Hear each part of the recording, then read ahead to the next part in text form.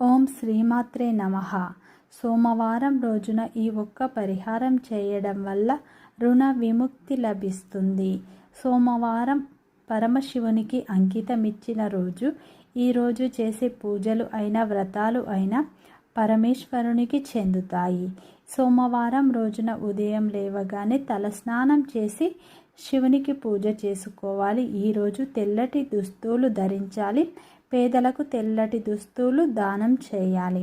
ఆర్థిక సంక్షోభాన్ని ఎదుర్కోవటానికి నందిపై అమర్చిన శివుని ప్రతిమను పూజించండి.